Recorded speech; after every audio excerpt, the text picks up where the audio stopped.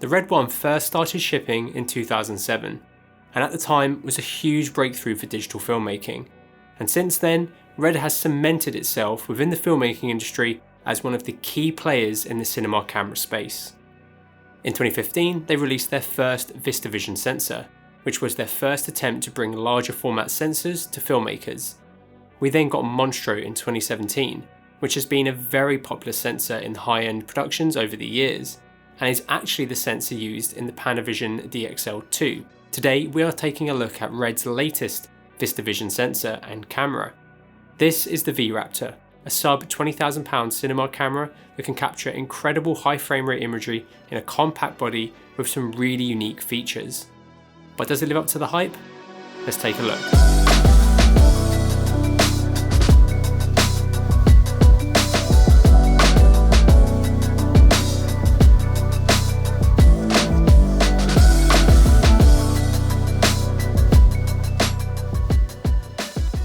The V-RAPTOR Brain is priced at just £17,900 excluding VAT, which for some may seem like a lot of money, and it is. But considering what this thing can do and the market it is aimed to go into, I think it's priced incredibly well. If we compare it to Red's existing DSMC2 line, it sits at a very similar price point to the Helium, with it sitting just above Gemini and way below the nearly £40,000 price tag of a new Monstro. So if it comes anywhere near the performance of the Monstro, then this could be a seriously awesome system. Right, I'm just going to call it Raptor going forward now, and this review has been written over the past few months we've had using the Raptor in a range of different scenarios, so we can really get a sense of how the camera performs, and we've used all current firmware up to 1.2.0 beta, which is the last firmware that this script will be based around.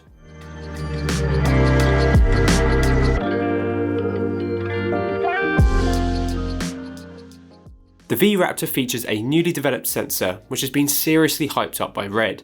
It has the same sensor size as the Monstro of 40.96 by 21.6, giving it a 46.31mm diagonal, and an effective pixel count of 8,192 by 4,320, which makes it roughly 35 megapixels. It also has the same 5 microns pixel pitch. Red has claimed that the sensor has 17 plus stops of dynamic range, which is the same as the stated range of Monstro, though this will most likely be lower in real-world scenarios. In Red's incredibly comprehensive manual, linked to which is in the description below, they say that the camera has a default ISO of 800 with a range of 250 to 12,800. Like Red's previous cameras, the Raptor features an optical low-pass filter, or LLPF for short. However, this is a new stack, and unlike DSMC2, isn't user interchangeable. An OLPF, also known as an anti-aliasing filter, are used a lot on Debayer sensors to counter moire. With the low light and standard low pass filters in DSMC2, they didn't have an anti-reflective layer. So when a lens was stopped down, usually past 5.6, and pointed directly at a bright point source, the light source would reflect off the sensor to the OLPF and back to the sensor multiple times, creating a magenta dot pattern around the point source, as shown here. This was mitigated with the skin tone filter, which had an anti-reflective layer sandwiched between its two polarizing layers. Raptor seems to behave similarly to the skin tone filter, with no sign of the magenta orb pattern artifact. The included OLPF does a great job at reducing aliasing, which we can see when looking at our chart here. The Raptor features a rolling shutter, unlike the KOMODO, which features a global shutter. However, Red have claimed that the V-RAPTOR sensor has half of the readout speed of what the Monstro had at just 8 milliseconds. This is incredibly fast for a sensor this large, and we really found it hard to reproduce the regular artifacts found when filming with low readout speed rolling shutter sensors. Though we did manage to split a flash strobe when shooting at 8K 120, which we couldn't see at 25p. There will still be scenarios where the global shutter featured in the KOMODO will be better. So I think these two cameras paired together will be a great solution for many productions. But the performance the Raptor has here is fantastic for its size. One issue that has been making the rounds online is the sensor stitch flare artifact that some V-RAPTOR owners are experiencing.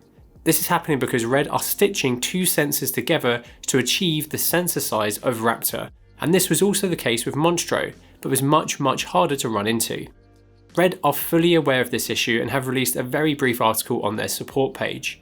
They are investigating it internally to explore possible fixes and the exact instances that are causing it, which is good to hear. We have managed to recreate it ourselves when we looked for it with a couple of setups, but we have shot over 100 hours with our Raptor and haven't had any of those rushes exhibit this artifact. So your mileage will vary depending on the lenses and adapters you use and the lighting conditions that you are in. Since we started shooting with the Raptor, RED has actually released a new Debayer for their cameras when decoding R3D, which has improved the image that Raptor can produce pretty drastically. Currently, as of the recording of this video, this is only available in RED Cine X Pro, but RED have given Blackmagic what they need to implement it into Resolve, so fingers crossed this is added soon to Resolve and Premiere eventually. However, we thought we'd show you a little side-by-side showing the improvements that RED have made. When we look at these 6K clips we shot to compare general R3D compression on the Raptor, you can really see a difference in the top right hand of the image in the high detailed and contrast areas. The new Debayer looks much cleaner with far less Debayer artifacts. Fingers crossed Resolve gets this implemented ASAP. For all of the tests that we shot, we have written our script around looking at the Raptor footage in RED Cine X and Resolve, and everything else in just Resolve, so we are evaluating the Raptor footage with the latest Debayer. As we normally do with our camera testing, we executed our over and under tests with 8 different cameras. This included the Raptor, Monstro, Sony Venice, Mini LF, Helium, Gemini, KOMODO and Ursa 12K. We wanted to use the highest quality lens we could get our hands on, so we got this Lite Prime 50mm and used it across all of the cameras. When it came to our exposure method, we shot at the base ISOs of every camera and the low base ISO of the Venice and the Gemini. Every camera we shot with had its own false colour built in, so we exposed every single one using this and tweaked the light to make sure each camera had the correct amount of light for the base shots of each test. For the under tests, the scenes were lit for T2, we then stopped down our lens a stop at a time until 4 stops under, where we then did third stop increments. And for the over tests, we lit the scene for T16 and then opened up our lens a stop at a time until 4 stops over, where we then did 3 stop increments. We thought we'd include the extra third stop increments as it will allow us to see the performance differences between the cameras much more precisely. Anyway, we are going to let the results of our test play out now. If you want to skip ahead, you can see the timecode for it on screen now. If you want to see the test clips in full, we have created a separate video that will be over on our Vimeo that will have full screen back-to-back 5-second clips of every shot from our test, from each camera, so you can view them in better quality and better visibility. Link to that is in the description. This would be a massive thing to include in this review, so for this section we will only be showing the Raptor clips in full and then 3-way splits with the rest of the cameras from 3 stops onwards, as that's where you can start seeing large differences in performance.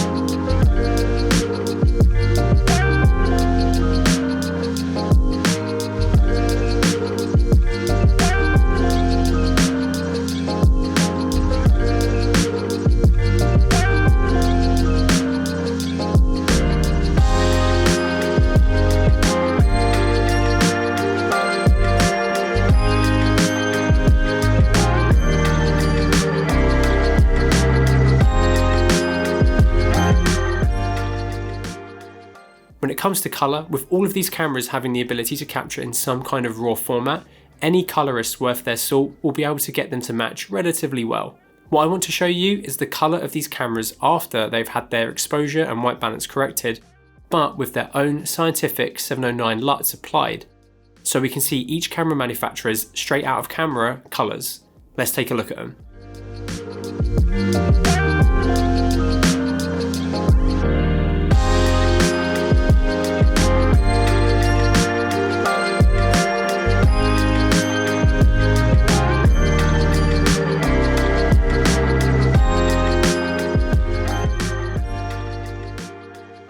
Let us know what your favourite is in the comments. Straight out of camera colour is one thing, but how well can the Raptor match to the RED cameras in our lineup? Well, if we take a look at the well exposed frames from our over-under tests, we can take a look at how we can get them to match. A couple of tweaks here and there in Resolve, and you'll be able to match the Raptor with any of the cameras we've tested here pretty easily.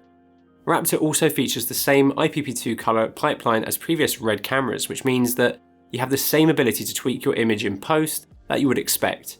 And it means cutting Raptor with other IPP2 capable RED cameras will be very easy. The Raptor has limited chroma noise reduction in camera, but like others in its market, it is limited to preserve image quality and allow for more precise noise reduction processing in post. Not having tunable noise reduction in camera can be seen as a negative or a positive. It's a positive because this means you can dictate the amount of noise reduction you want to do in post, and it's a negative if you're wanting a faster turnaround. This is similar to previous RED cameras, and for a cinema-orientated workflow where control and quality is key, it's not a massive deal. When you are processing your R3D footage in Resolve or Premiere Pro, you can enable DEB, which is RED's chroma noise reduction.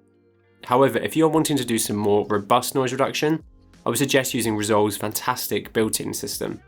When you bring your footage into Resolve, you'll need to make sure that your decode quality is set correctly, otherwise your playback will not show you the noise reduction. You can do this in the Camera Raw tab and select either half res or full res premium. Here is a side-by-side of the image with no noise reduction, chroma noise reduction, and chroma noise reduction with Resolve processing also. Up till Raptor, the only RED camera that we would consider a low light camera would be the Gemini, and that's one of the big reasons that camera has sold so much, and has been so popular with owner operators especially.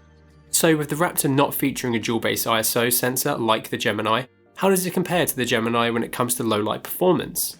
For this, I shot two clips on both cameras, one at ISO 800 and one at ISO 3200, with the Gemini in its low light base mode at 3200, all with the camera's stock port caps attached so we can then raise the exposure level to see how they both perform in post. If we take a look at the footage from both cameras pushed all the way in, we can see that the Raptor noise looks finer at both ISOs, but the Gemini has far less chroma noise across both ISOs. However, the 3200 ISO shot does look a bit mushy in comparison to the Raptor. So really, I wouldn't say that the Raptor lives up to the performance of the Gemini, but it's very good considering the pixel pitch and overall performance of the sensor. But I think for some applications, the Gemini will beat it when it comes to low light image quality.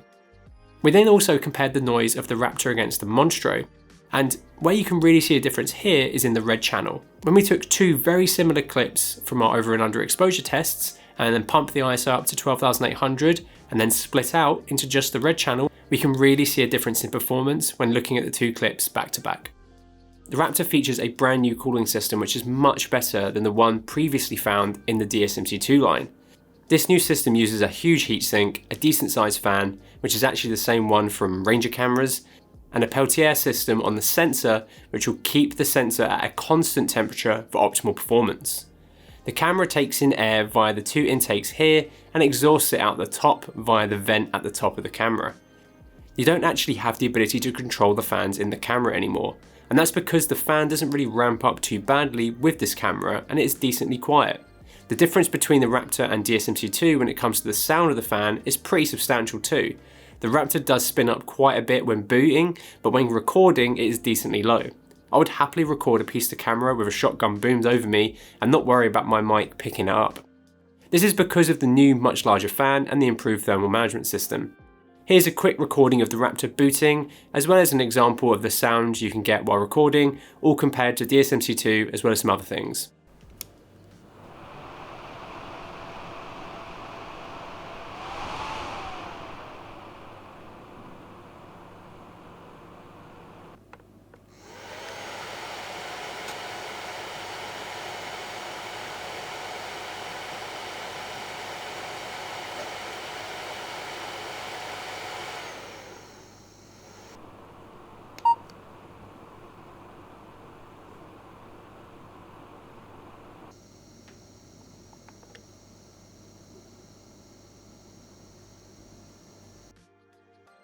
Another big change is the variance needed to justify executing a black balance. With DSMC2, this was a plus or minus 15 degree change in temperature, and with the Raptor it is now plus or minus 40 degrees, which is a much larger range. Exposing well is important with any camera. However, with RED cameras, if you want to get the most out of them, you need to understand how the exposure tools work and how to use them to get the most out of your sensor. The Raptor features a range of exposure tools in camera. You have false color, which has 2 modes, exposure, which is using log to map the IRE values, and video, which is factoring in internal processing such as white balance, ISO, gamma space, your LUT, and other things. There's also 2 sets of zebras, where you can really dial in the IRE values, and a histogram, which is handy to have, but these all take ISO into account. So really, you need to use any of these exposure tools while also using the RGB traffic lights tool. You can see the traffic light system on the right hand side of the camera at the main home screen, as well as the lens and histogram page. It will also be visible when you are using a monitor along the bottom bar. The traffic light tool is great because it is using the raw image data off of the sensor, which is unaffected by what ISO you are set to or what LUT you have applied. When about 2% of the image pixels for a particular color channel have become clipped in the highlights or lost in the shadows, the corresponding traffic light will turn on, and then the bars above and below this mark are showing the amount of pixels that have been lost. There are a few different focusing tools built into the camera. You have focus peaking, edge peaking, and peaking, as well as a magnify tool. However, the DSMC3 monitor that RED have made with SMOHD has more. The Raptor has 2 independent 12G SDIs, which looks like they have better shielding on them than KOMODO, which should mean they should have better protection. We mentioned the best practices for rigging up SDI accessories in our KOMODO upgrade video, which you should check out via the link in the description below. Both of the SDIs have their own controls that you can tweak without affecting the other SDI's output. This should be great so you can fine tune exactly what you want going out on each SDI. You can run these SDIs fully independently unless you output 4K on both of them. However, you can still output 4K on one and 1080p on the other and still have independent outputs.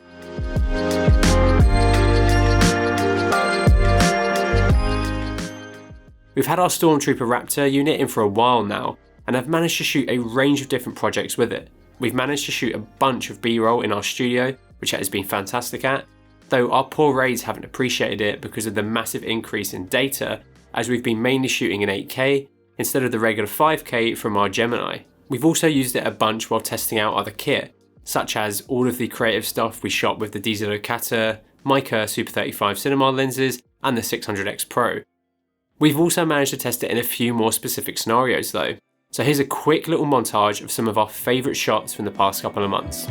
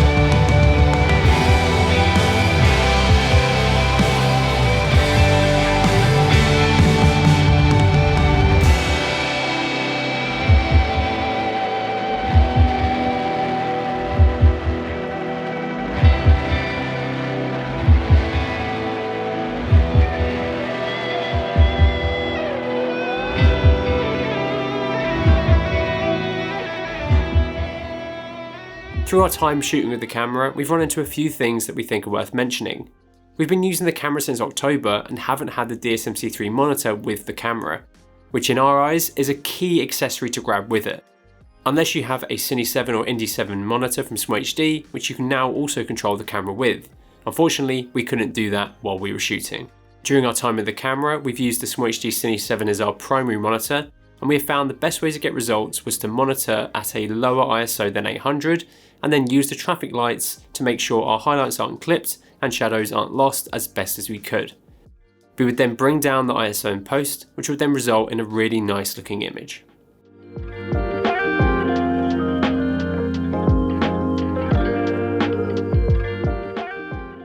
Let's take a look at the key technical specifications of the camera and why it's such a unique camera at its price point. One of the most impressive aspects of the Raptor is its high frame rate capabilities. Seriously, it's incredible what RED has managed to pull off of a sensor this size and resolution.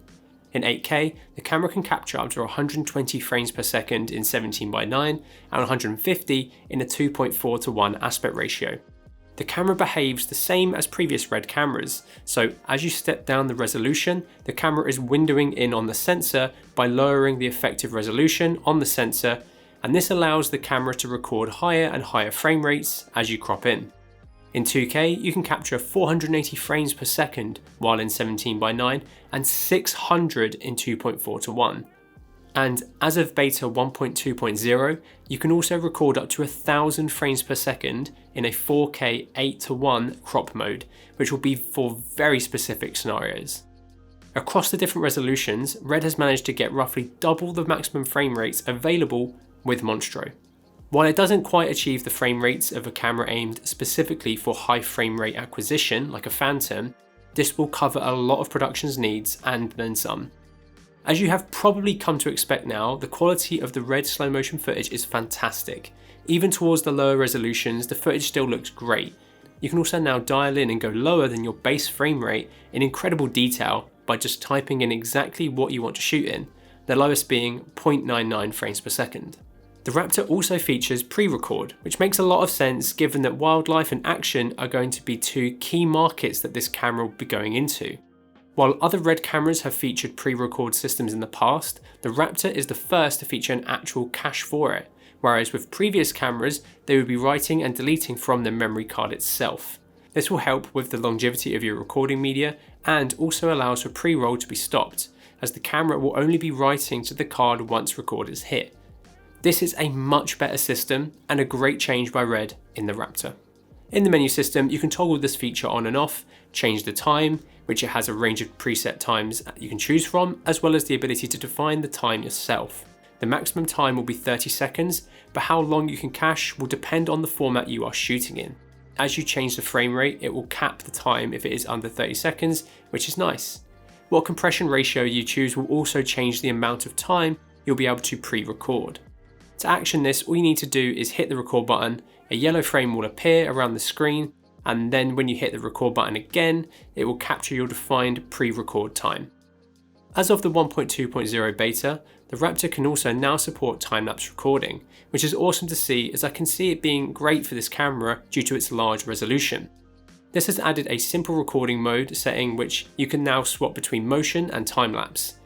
This then unlocks the time-lapse feature, which then allows you to tweak the interval time and the number of frames being captured per interval. This also changes the main operation screen to allow you to adjust the interval quickly, and it changes your shutter to speed instead of angle. However, it does limit how slow you can make the shutter to 1/24th of a second, which isn't super slow. RED have also added a frame limit. This will limit the number of frames that the camera captures when you hit record.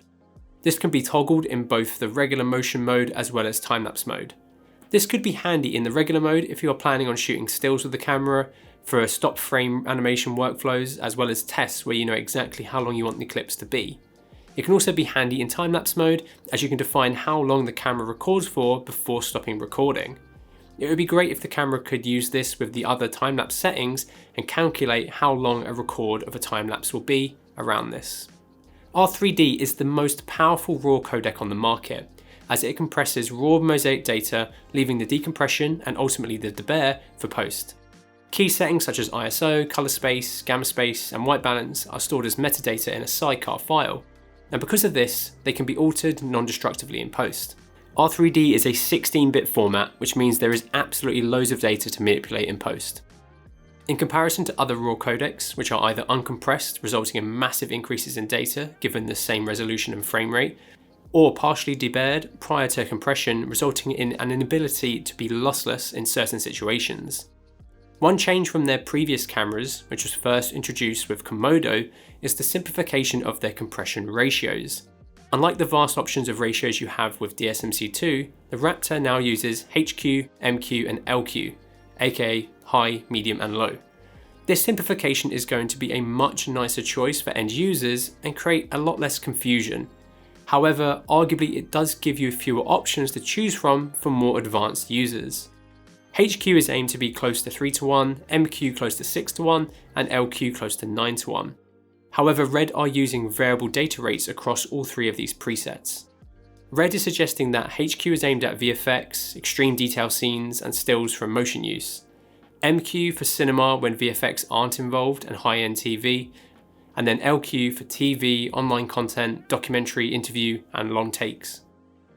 Another reason behind this is RED's change from the use of wavelet compression to DCT, or discrete cosine transform compression.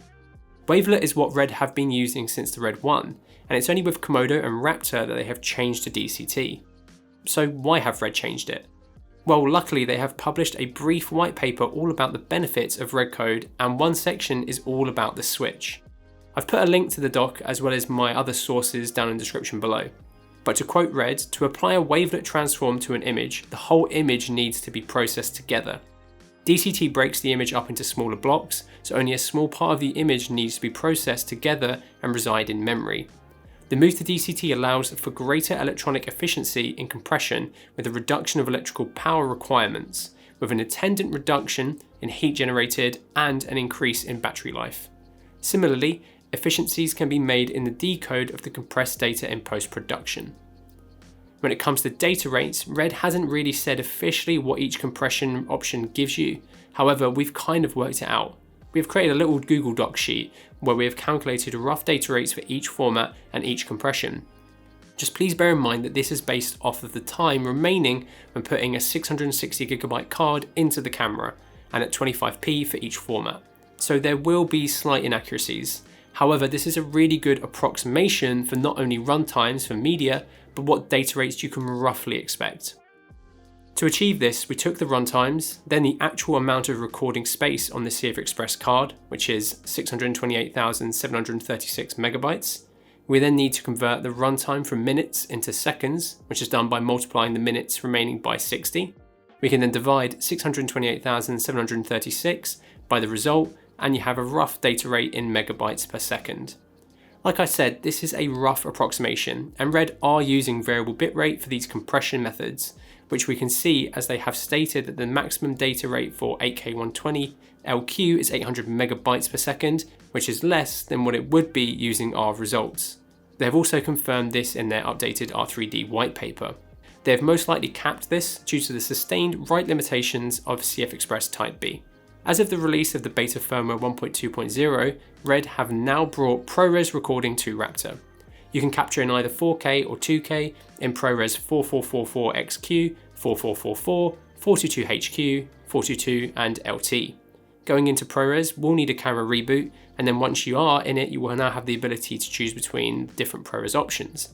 You can still choose from the regular formats that you can record in R3D, and the camera will downsample internally from your chosen resolution format you select, but the camera will still crop as you move down in resolution in these formats. Across all the formats, the maximum recording frame rate available is 120 frames per second, and you can still dial in the exact project and recording frame rate you want within that 120 FPS max. 120 frames per second downsampled ProRes sounds pretty awesome. For certain frame rates and resolutions, you can record R3D and ProRes 422HQ, 422 or LT simultaneously. What combination of format, max recording frame rate, R3D quality and ProRes flavor will be determined by the maximum speed of your card you are using. The camera will limit what you can do by simply graying out certain options, and these proxies are only recordable in 2K. When you do dual recording, the ProRes is in the same folder of the clip, so they both have the same name. This will all be really handy if you want a more streamlined post workflow or want to get more time out of your media. It's also safe to assume that Raptor, like the KOMODO, would denoise the ProRes footage, which isn't necessarily a bad thing, as the chroma noise reduction RED is doing with the KOMODO looks really good and removes a step out of the workflow process.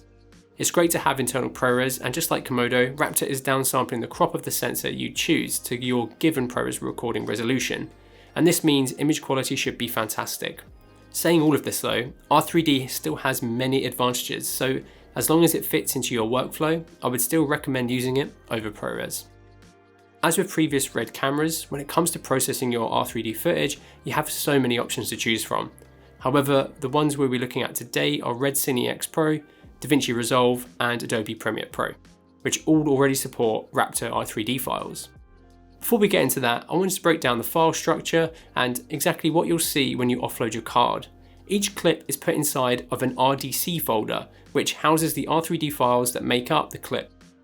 An RMD file, which is your metadata sidecar, and RTM file, which are the thumbnail generated for use in playback. The Raptor uses FAT32 as its file structure system, so the camera splits the clips into 2.15GB files within this file. However, when you bring the folder into anything that can read R3D, they will see this clip as a single file. Also in the folder is an RMD file. This is really handy as you can make changes in any program that allows you to make non-destructive changes, save it to your metadata, aka the RMD file, and then when you bring it into your next project or program, those changes will be there. This will also be really handy if you want to go back and remaster any old clips, as you still have all the raw data there. Cine X Pro is a free application that you can download from RED's site, link in the description below, that allows you to view R3D files natively on your Windows or Mac system. Cine X has been designed specifically for transcoding and pre-editorial image manipulation of R3D footage. It is also a non-destructive application, and this means you can make image adjustments while preserving the original raw data. If you want us to do a larger walkthrough of the Cine X program, let us know in the comments below. When it comes to Premiere Pro, you can simply import your files as you normally do, and the main thing to know when it comes to processing R3D files is how to access the raw parameters in Premiere. For this, you need to hit the Effects Control tab, then click on your Master Clip Effects tab. This will now allow you to adjust a range of raw settings. You can choose your image pipeline, which you really want to keep in IPP2. You have denoising, which is mainly chroma, and is a good option if you are just working within Premiere. You can then change the color space, gamma curve, and ISO. You can then adjust your exposure, which allows you to go from -8 to +8, an auto balance button, and then your white balance, Kelvin, and tint. Next, you have a 3D LUT import, and then the color decision list, your curves and contrast, and then your output transform settings. Here you can choose your output tone map.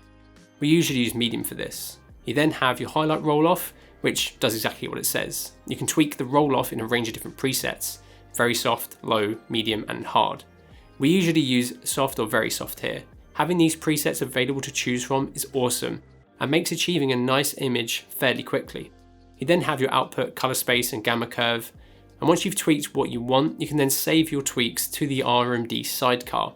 One other little tip that we use regularly is the ability to copy and paste your raw tweaks across an entire set of clips. Take this B-roll footage for example. If I make some tweaks, I can then right click on the top of the FX title, copy, then go into your bin where all your R3D clips are, select them all, and then paste. This will apply these tweaks onto all the selected clips.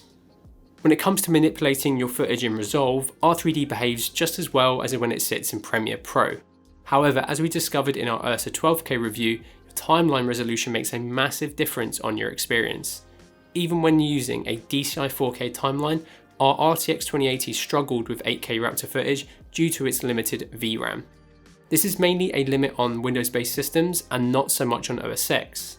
If you want to learn and see more about this, head over to our Ursa 12K review here, which we go more in depth on this issue in.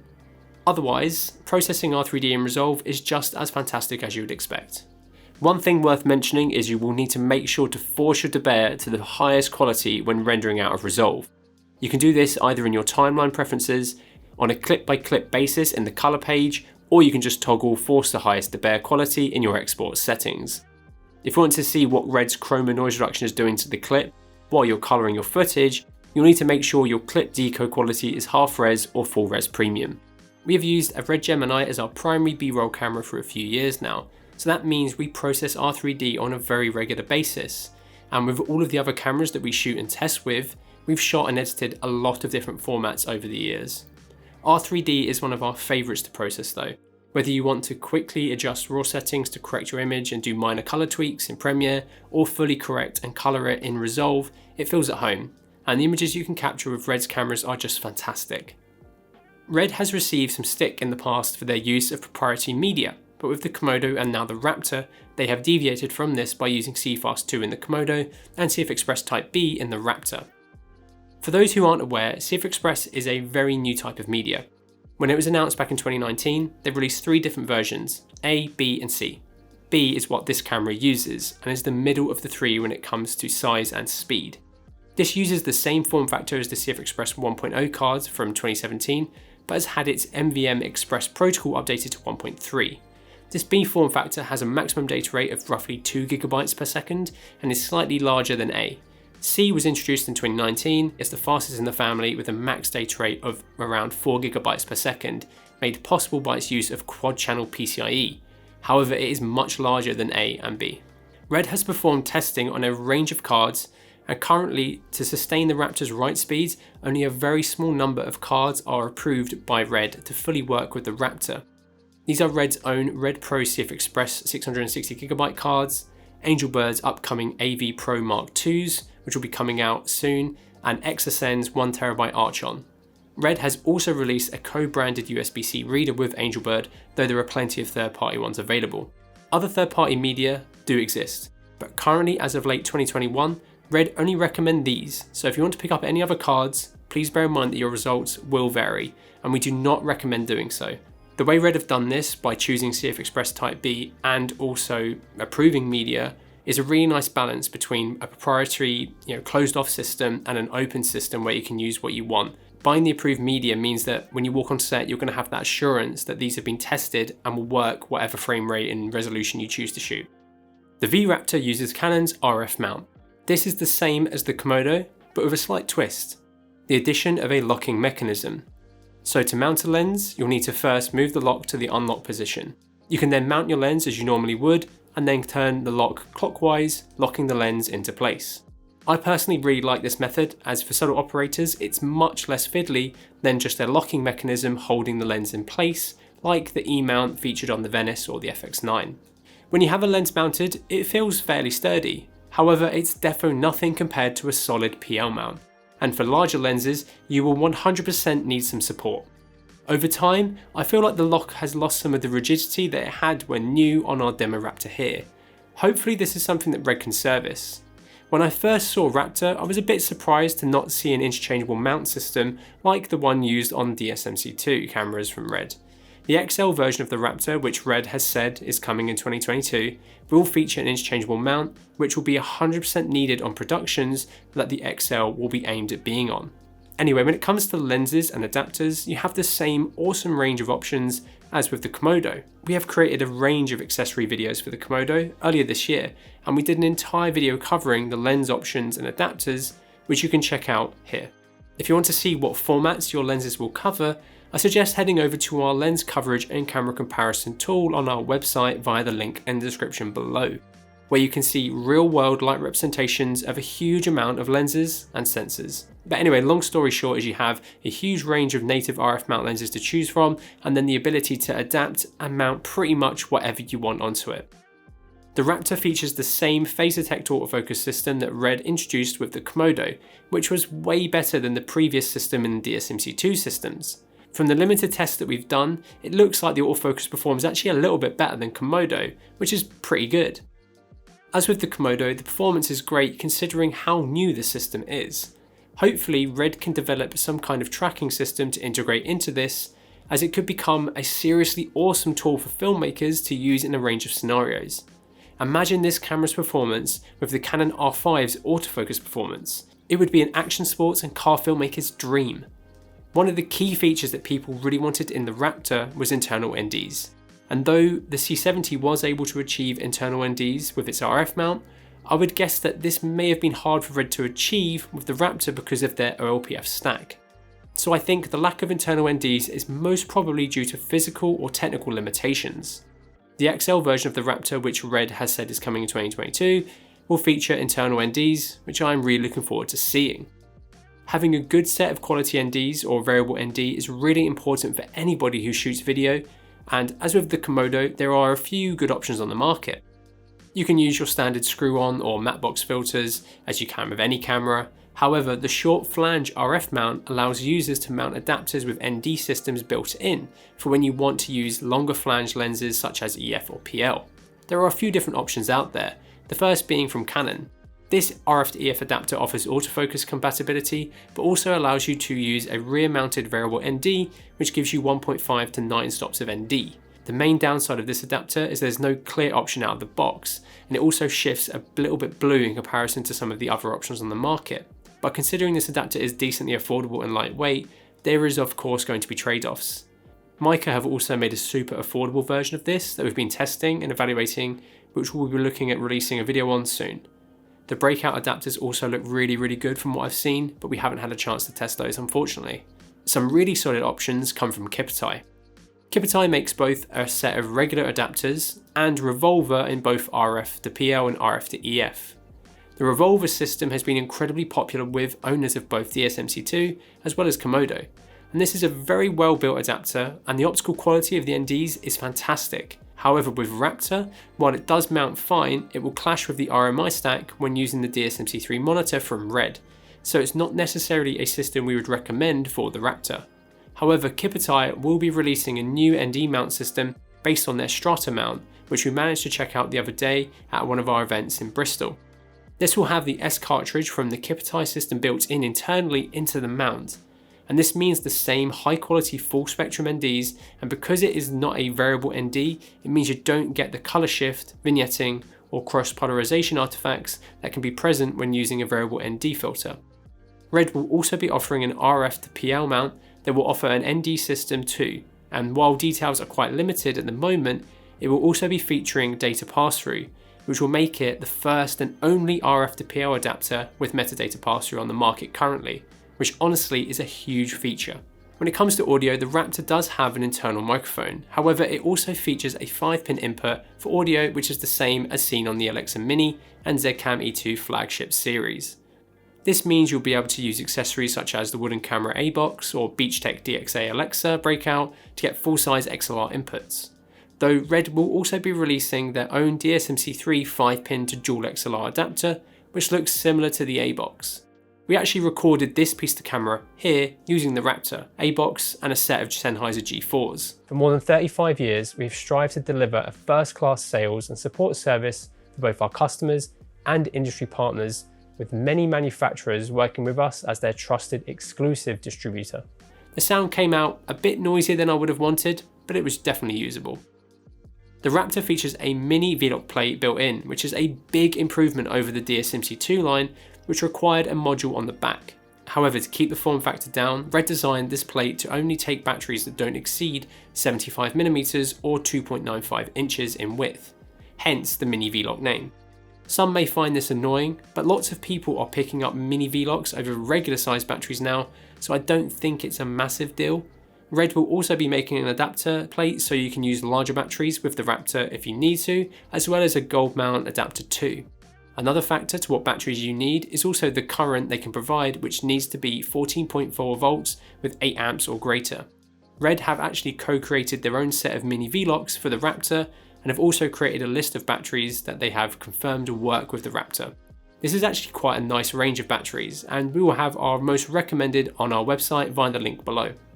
When it comes to runtimes, from our tests and the data that RED actually shows you in camera now, which is awesome, a 150 watt-hour battery with the RED monitor attached will last you about 2 hours. You can also charge batteries that support SM bus communication when they are attached to the camera. However, for this, the camera must be powered off, and you obviously need to connect the camera to a power source via its 6-pin DC import.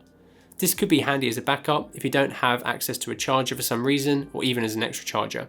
The camera comes with a power supply out of the box.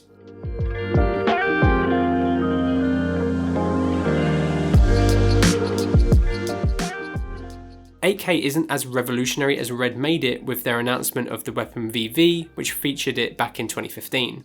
But it's still more than enough for most productions and even excessive for some.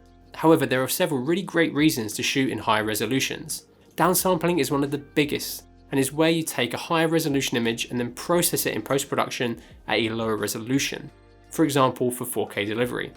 This process of scaling the image down will do several things to improve the image quality, such as noise floor, color depth, and increased detail. With the extra resolution, you'll also be able to reframe and move around your frame, and this will allow you to create fake camera moves such as scans, pans, or zooms in post, as well as maybe even pull to different frames out of one shot. More resolution also means more data to use when stabilizing without losing resolution on master.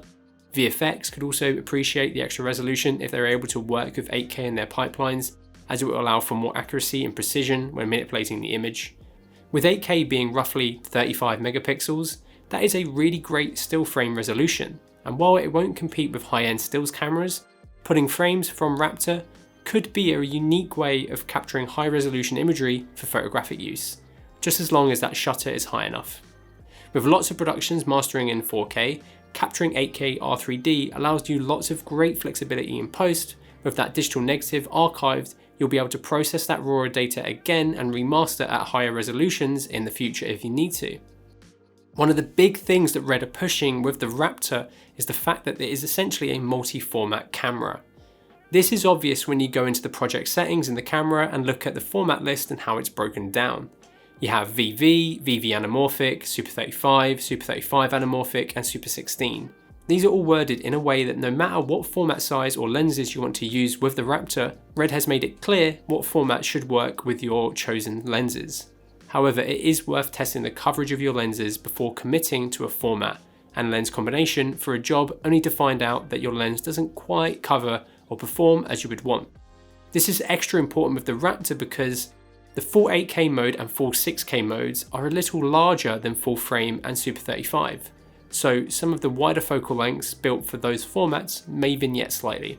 The Raptor is actually on our lens coverage and camera comparison tool, so I would really suggest heading over to it if you're wanting to see exactly how the Raptor will perform with whatever lenses you are wanting to pair it with. But of course, doing your own testing is going to be the best way to know what will work for you. The Raptor can shoot a range of different anamorphic formats, so no matter the look you want to achieve with a given lens combination, the Raptor will most likely have a format for it.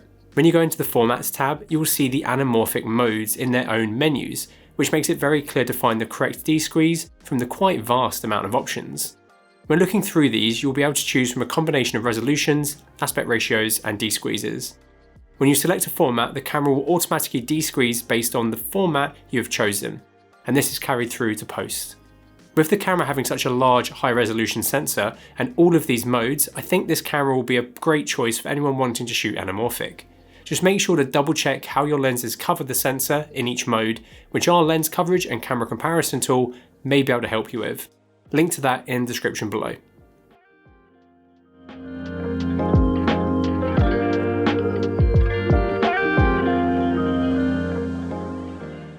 With the KOMODO, RED released a mobile phone app, which was the first time we'd seen something like this from them, and it's also compatible with Raptor.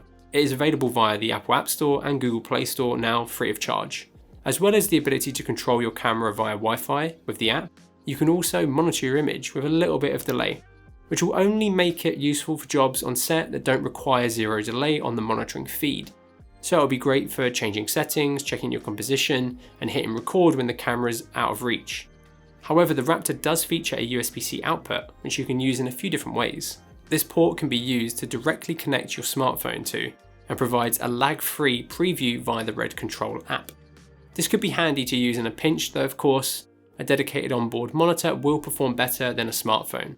It's still great to have the option though. To connect your Raptor wirelessly, you will need to do a few things camera side first. Enter the main menu, go down to communication and select Wi-Fi and then mode. Here you have two options, ad hoc and infrastructure. In ad hoc mode, the Raptor will create its own network, which you can then connect your device to by going into your Wi-Fi settings on your device, tapping on your Raptor pin here, and then using the default password, which is your camera's pin. Infrastructure mode allows you to connect your Raptor to an already existing network. And then all of the devices with the RED control app or a web browser on that network can access the Raptor. You can choose to either use a 2.4 GHz or 5 GHz signal, 2.4 for the most range and 5 for short ranges with higher data rates. When connecting the Raptor to an already established network in infrastructure mode, you will have to enter your network details manually, which can be a bit fiddly. However, once you're connected, the Raptor will remember 2 networks that you have connected to. You should also bear in mind that in infrastructure mode, your phone will be connected to the wide net if you have internet access, so will still send notifications. So you may want to put it into airplane mode if you want the app to not be interrupted. It is also possible to connect to your Raptor via a computer as well. For this, all you need to do is just tap in the IP address of your Raptor into a browser on a device that is connected to the same infrastructure network as your Raptor. From here, you can control every setting in the camera and the full menu system. You can find the IP address and net mask of your Raptor at the bottom of the wireless menu. The layout of the browser function is actually awesome. You are welcomed by the homepage that shows you the status of your camera, a live feed, and your camera's shooting settings.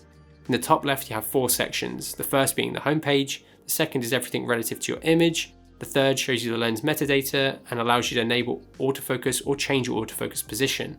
And lastly, you have the full menu system, which you can navigate through. It's great that you have such a fully featured version of the control app on a web browser for when you want to control the camera from a PC rather than a smart device.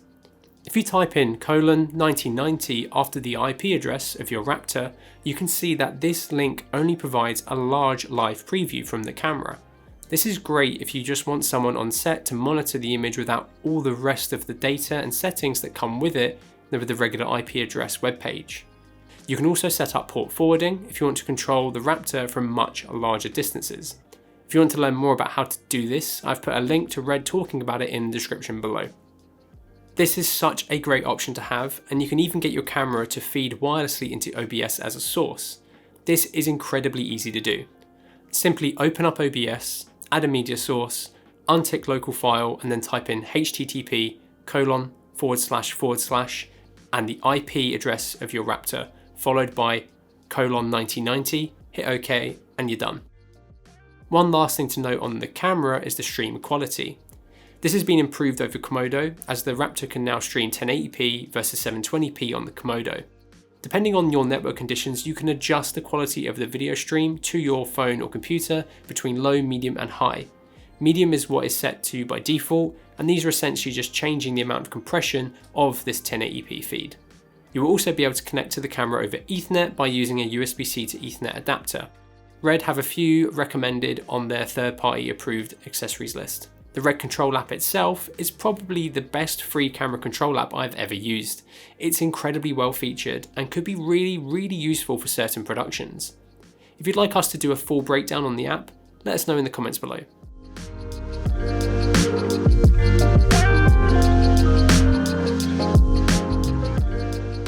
Right, let's have a quick look around the camera physically. Let's start off by looking at the front. Here we have a range of mounting points along the top and bottom of the camera.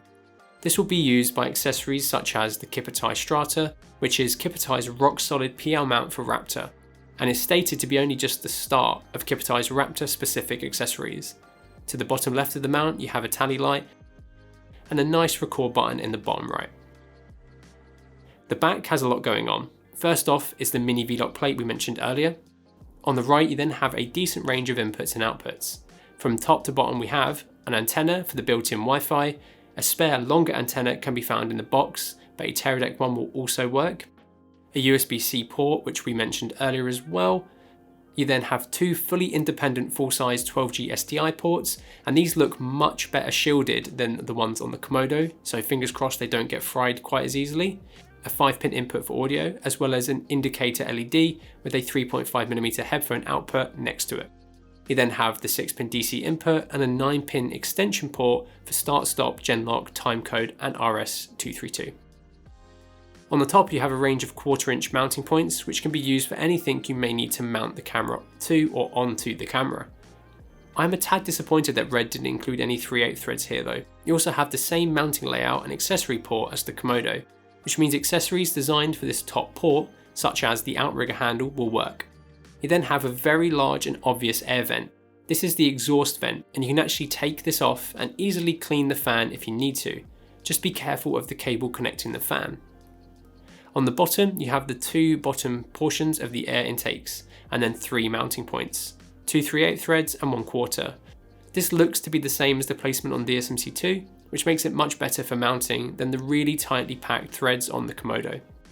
On the left, you have 2/4 20 mounting points, a vent that is used for an air intake, and then the media release slot and mechanism. For the media release, all you've got to do is simply click the button down and this solid door swings open. This is a really nice secure mechanism. However, actually inserting the memory cards into the body can be annoying, as it isn't obvious as to what way round they go. Lastly, you have the eject button for the V-mount battery plate on the back. The right of the camera is the main operation side and looks very different to any RED camera we've ever seen before. First off, the camera features a nice physical on-off switch, which is a nice improvement over the previous DSMC2 power-on method. It also has an LED next to it, which displays the status of the camera. Here's a chart of the LED patterns and meanings. You then have a speaker, another LED for recording status, and then under that a nice large record button. Next to that you have another large grille for air intake, some more 1/4-20 mounting points, and then a marker for the camera's sensor plane. Lastly is the main focus on this side of the body, the new operation screen and controls. With previous DSMC2 cameras, you needed to add the sidekick, which was an optional extra to get side operation like this, so it's great to see it built in. It's clear that RED have listened to feedback from end users who have used the sidekicks with DSMC2 bodies, as this is a much improved interface. You have a nice large menu LCD as well as 12 buttons, 4 along the top and 4 along the bottom and 4 along the right hand side. Let's have a quick look through the new menu and operational functions in the Raptor.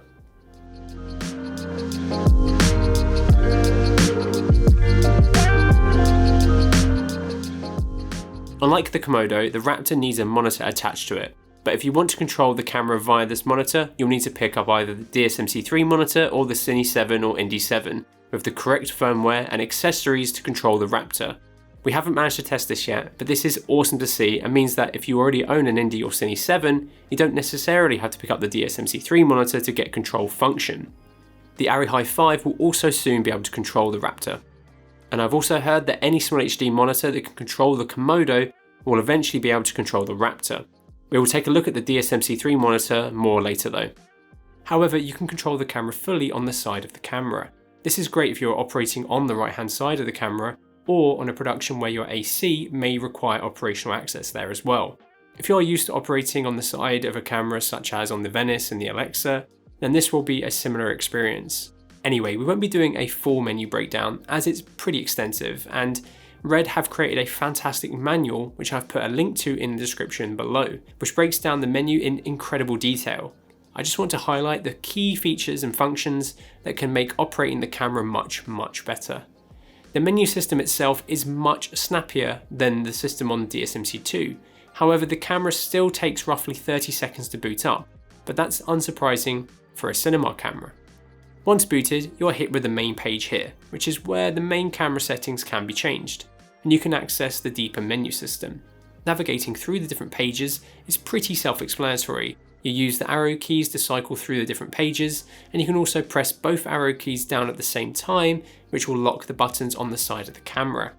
When navigating through these pages, you can quickly go back to the home page by hitting the menu button once. When we dive into the menu, the first tab I want to take a look at is the user settings. Here you can customize a few things, such as creating and managing your presets.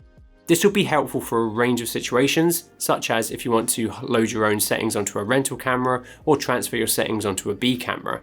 However, I think its most powerful use is how fast you can switch between the different presets for when you want to switch between different frame rates and resolutions on the fly while shooting. They are super simple to set up, and you can dial in any settings in any of the menus, and they load incredibly quickly.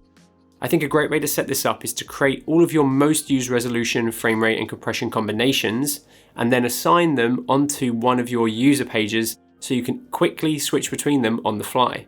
This is awesome, and something we have used a bunch while shooting, and you can really organize and use them in your own way, which is great. Next is side LCD control panels, and this allows you to toggle different pages depending on what you may need to have on show or not. 3 of these are user customizable ones. Each one of these user customizable pages is a page that can house up to 8 functions, which you can define in the user 1, 2, 3 page. We have found these really handy for creating pages where we can control stuff such as opening and closing the iris on the lens and SDI zooming. You can also define what the front record button does in case you want to change it from record. The next tab is System Settings. In here is Status Settings, which has a few different functions that are pretty handy. Power allows you to see a range of data all around the battery you have on the back of your camera. This could be handy to see if you want to see the exact time remaining. Next is Indicators. Here you can enable a sound for when you start or stop recording, as well as toggling the tally light on and off.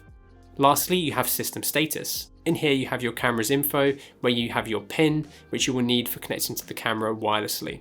You also have Temperature, which shows you the status of your camera, as well as a range of readings for the different parts of your camera.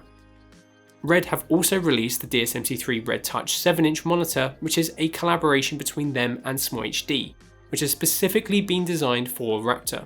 In my eyes, with the current range of monitors available on the market, this is a key accessory to order or rent with a Raptor.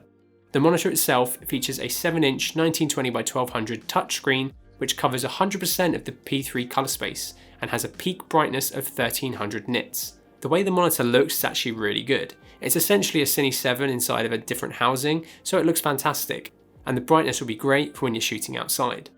The monitor enables you to fully control the camera via the new menu system, which is powered by SMOHD's Page OS. It also features a range of monitoring and exposure assist tools, such as waveform, vector scope, histogram, false color, color picker, and pixel zoom. The monitor can be broken down into the hinge system, USB-C pogo bracket, a USB-C cable, and the monitor itself. This means that you can easily break the system down and use the monitor in a slightly different position than the one that it is if you keep it in the default configuration.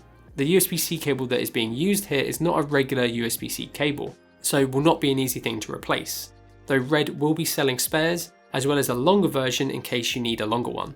While the monitor is built really well, one big downside of this more flexible setup is that you will need to use a USB-C cable to connect the camera to the monitor.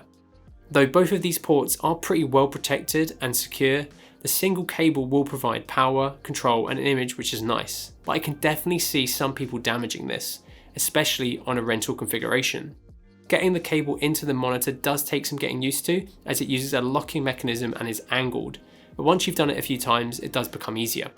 I would love to see RED release the same monitor, but in a similar configuration to the DSMC2 Touch 7-inch that connects directly to the top of the camera and uses the pogo pins to connect for people who don't want to risk the USB-C cable configuration. The DSMC3 monitor can also be used to navigate the camera's settings, as well as delve deeper into the menu system. Navigating around the DSMC3 monitor is great. It's all really well thought out and is definitely an improvement over the DSMC2 touchscreen operating system. It doesn't feel anywhere near as laggy as DSMC2 cameras felt when using the touchscreens on those. Everything just feels snappy and responsive. As it is ultimately a SMOHD monitor, that means it features the same Page OS that other SMOHD monitors have. So if you are using a modern SMOHD camera monitor, you will feel at home navigating the pages here. However, it does have a few tricks up its sleeve. There are 4 user buttons on the left-hand side of the monitor, which will allow you to quickly toggle a range of functions. You can hold down the top user button to bring up the customizable menu for defining exactly what each button does. There are several default pages that have been designed to easily swipe through as well, depending on what you are wanting to do, whether that's exposing, focusing, or just framing up. You have a really nice range of tools here, which makes using the camera with the monitor awesome. It's a totally different experience using this monitor with the camera than just using a regular SDI based one.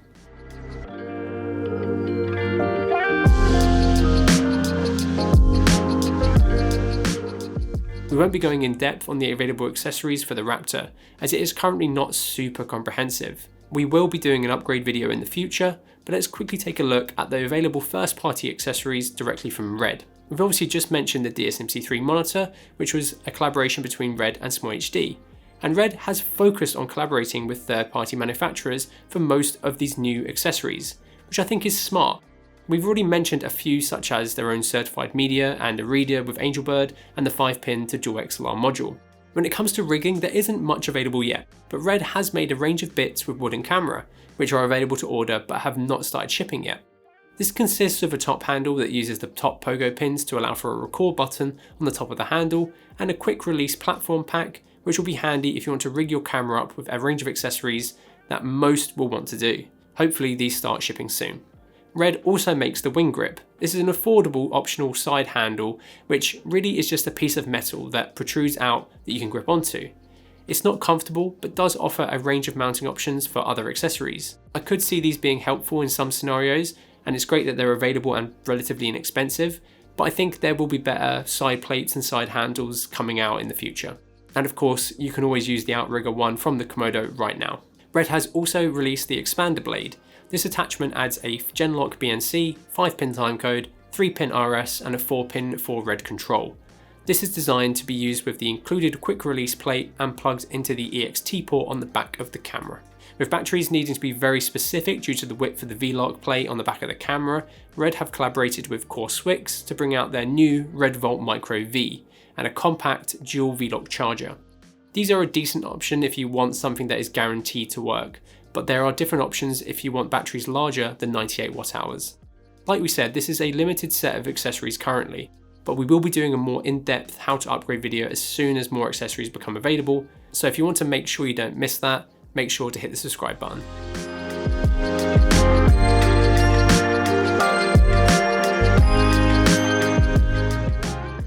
Now that we've gone over everything that the Raptor has to offer, we can take some time to reflect on our time with the camera and where it sits in the market overall. RED has mentioned that they will be bringing out the V-RAPTOR XL in 2022, which will have changes and features that are more akin to DSMC2 and Ranger than V-RAPTOR. For rentals and some owner-ops, this may be a slightly better choice, but we will be doing a video about it and the differences between the two of them as soon as we know more about that, so make sure you subscribe for that. People will be comparing the Raptor to RED's DSMC2 line, which isn't surprising, and while the Raptor does bring some key improvements over DSMC2, I do think that DSMC2 currently does have some benefits over Raptor, though from what I can see, the XL version will have lots of the differences that are missing here. Whether the Raptor will fit into your workflow will depend on your needs, so if you want to talk it through with one of our experienced techs, give us a call via the details in the description below.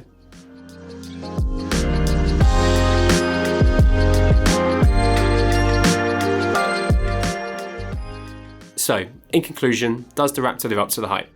Well, yes. But ultimately, cameras are tools, and whether the Raptor is the right tool for you to invest into will be down to the types of productions you see it going on to with you.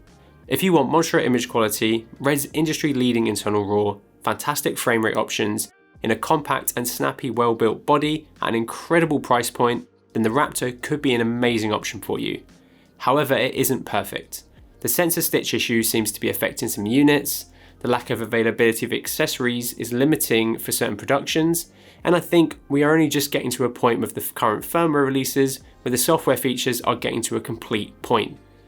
But overall, there's a lot to love, and at the moment, it kind of sits in its own area of the market. There aren't too many cameras in the £15,000 to £25,000 market, and I honestly don't think the Raptor is aimed to compete with the more expensive high-end cinema cameras like the Alexa LF and the Venice 2. I think the Raptor XL will be that camera, and I can't wait to see it. Let us know what you think of the RED V-RAPTOR down in the comments below. And if you enjoyed the video, please give it a like and make sure you hit the subscribe button. If you have any other questions, let us know, and thank you so much for watching.